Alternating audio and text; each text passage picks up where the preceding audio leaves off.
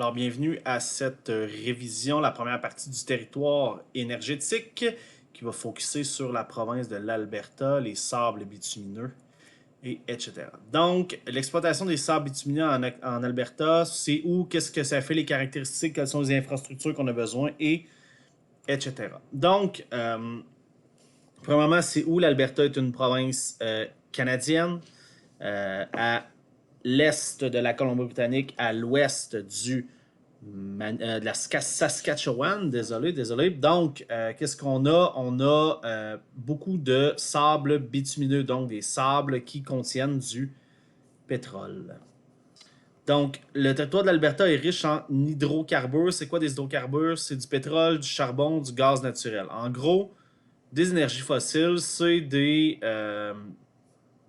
restes végétaux et d'animaux qui sont emprisonnés puis qui sont compactés pour donner ce qu'on connaît aujourd'hui, une espèce de liquide noirâtre là, qui est du pétrole. Donc, on a ici l'explication, c'est parce que l'Alberta était recouverte de mer, donc les animaux sont décomposés et le sol de la mer, ben aujourd'hui, c'est là-dessus qu'on vit en Alberta.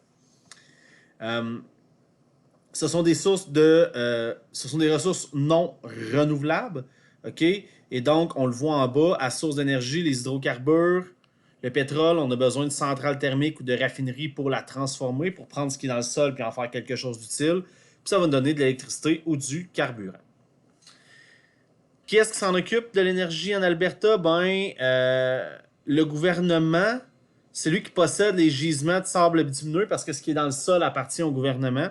Il va signer des accords avec les populations autochtones. Il y a encore des populations autochtones assez importantes en Alberta qui possèdent des territoires et donc quand on trouve des gisements sur leur territoire, on doit s'organiser, signer des ententes avec eux. Le gouvernement de l'Alberta délègue un organisme, dans le fond, que son objectif, c'est de réglementer l'énergie de l'Alberta, donc réglemente l'exploitation, et il va accorder des droits d'exploitation aux entreprises privées. Les entreprises privées, de leur côté, c'est des entreprises que eux vont aller sur le terrain, prendre le pétrole et le vendre. Okay? Donc, eux vont donner de l'argent à la province de l'Alberta en échange de pouvoir exploiter les sables bitumineux. Les problèmes, évidemment, détérioration des milieux naturels. Je vous encourage à inscrire sable bitumineux sur Google et d'aller voir une image. Okay? On dirait vraiment un désert, là, désert noir. C'est très triste comme paysage. Évidemment, ça fait des gaz à effet de serre. C'est l'émission de CO2 par le pétrole est une des principales causes du réchauffement planétaire. Et ça a des impacts sur les cours d'eau, les eaux souterraines. Donc, on voit là un petit peu ici la dégradation des terres, perte de territoire, réchauffement climatique qui est vraiment là le plus important, contamination de l'eau, diminution de débit des rivières. Et il y a quelques solutions. Premièrement, avant d'exploiter, il faudrait se demander quels vont être les impacts environnementaux. Il faut protéger et conserver 20 000 km² de territoire dans les zones d'exploitation. C'est très important, obliger les entreprises exploitantes à mettre le territoire en état après l'exploitation. Donc, les compagnies qui arrivent, qui vont changer le territoire complètement pour pouvoir en exploiter les ressources, avant de partir, doit le remettre à son état initial. Donc, replanter des arbres, remettre de la terre, et etc. Parce que si on ne les oblige pas, les compagnies ne le feront pas.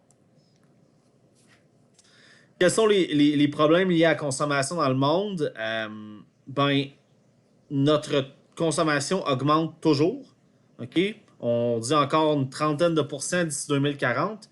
Et encore aujourd'hui, 75% de toute l'énergie qu'on utilise, que ce soit pour déplacer notre automobile, pour je sais pas moi, brancher notre téléphone, pour brancher notre télévision, l'électricité, il y a 75% qui vient des hydrocarbures. Et donc, on a vu les impacts de ça. Il y a plusieurs conséquences. Évidemment, plus de gaz à effet de serre, réchauffement planétaire. Vu que c'est des ressources non renouvelables, les réserves ne sont pas à l'infini. Si on parle des ressources renouvelables comme le soleil ou le vent ou les rivières, c'est renouvelable. Donc, il va toujours avoir du vent. Peu importe qu'on mette des éoliennes ou pas, il va continuer à avoir du vent. Mais si le pétrole, il y a un nombre limité, ça prend des milliers, voire des millions d'années, créer des nappes de pétrole. Et donc, ce n'est pas renouvelable, là, à moins si on attend quelques millions d'années, ce qui est un petit peu contre-productif. Donc, une fois ceci fait, je t'invite à aller compléter le mini-test numéro 1.